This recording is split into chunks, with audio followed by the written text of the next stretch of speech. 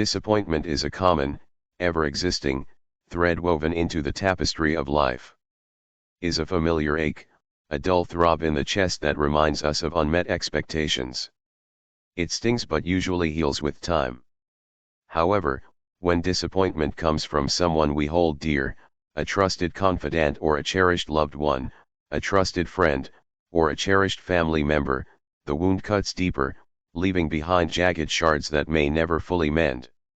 Especially family members, when to find out, after growing up feeling weird, and later, that your own father is a full-fledged psychopath, scandals, lack of empathy, blaming and never being good enough, a man who threatened his wife, my mom, abused her and chased her out of their own house, and now the sad joke of life, then later having a son, in isolation from him, and then my own son to turn out, a psychopath like him, like his grandfather, so thus, continuing the lineage of disrespect, of unhuman expectations, the insults and name-callings, to barrage me, beyond the decades of the childhood sufferings. It becomes a betrayal of a bond, a shattering of the faith we placed in them. These wounds, inflicted by the ones who know us best, leave scars that may linger, a constant reminder of the trust broken. The betrayal of trust inherent in such disappointment creates a unique kind of pain. It's a violation of the emotional safe space we built, a shattering of the image we held of that person. Imagine building a beautiful sandcastle, intricate and detailed, only to have it washed away by a single, unexpected wave.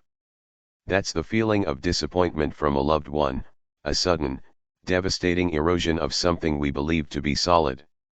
The pain of such disappointment is multifaceted. It is the sting of a broken promise, the hollowness of realizing that someone we believed in could fall short.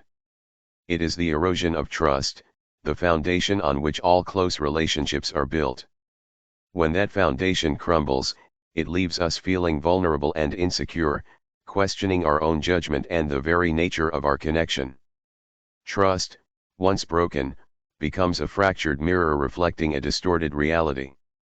We question our own judgment, grapple with feelings of anger and hurt, and struggle to reconcile the person we thought we knew with the one who caused the disappointment. The healing process can be arduous and nonlinear.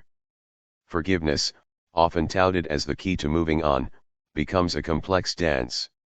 Can we truly forgive someone who has caused such deep pain? The answer lies not in erasing the hurt, but in choosing not to let it define us or the relationship. The depth of the wound depends on the nature of the betrayal. Was it a careless lie, a broken commitment, or a more fundamental disregard for our feelings? Each transgression leaves its mark, the severity of which determines the difficulty of healing. Some disappointments may fade with time, the anger subsiding into a quiet ache. Others, however, may leave festering scars, a constant reminder of the betrayal. Some wounds, however, may never fully heal. They may remain as a constant reminder, a scar etched onto the fabric of our being. This doesn't mean we are doomed to live in perpetual pain. It simply means that the relationship may have to evolve, boundaries may need to be established, and acceptance may take the form of acknowledging the hurt without bitterness. The disappointment caused by a loved one can be a catalyst for personal growth. It forces us to reevaluate trust, redefine expectations, and develop a stronger sense of self.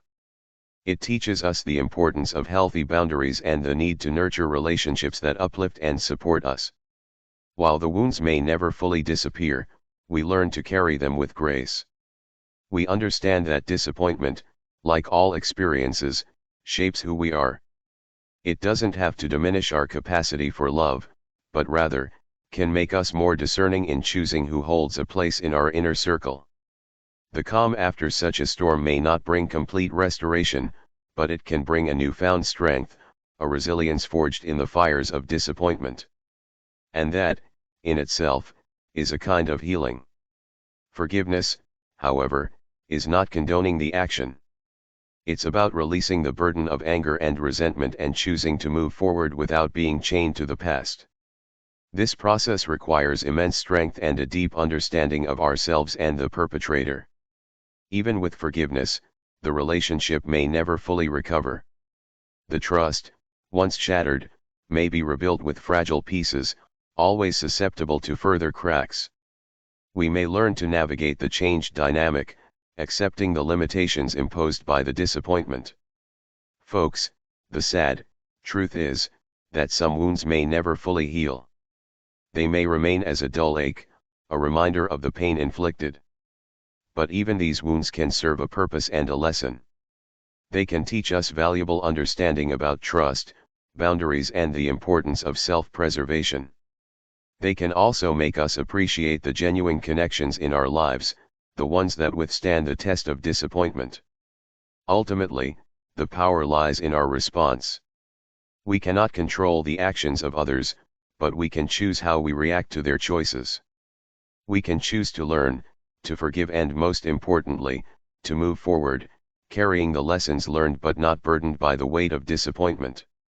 The scars may remain, but they do not have to define us. They can become a testament to our resilience, a reminder of the strength we possess to navigate the inevitable disappointments life throws our way. Please, tell me what you think, and how you feel about this issue. Analyze it, brainstorm it, debate it, and if you like it, share it. Thank you for watching. I appreciate you, and God bless you.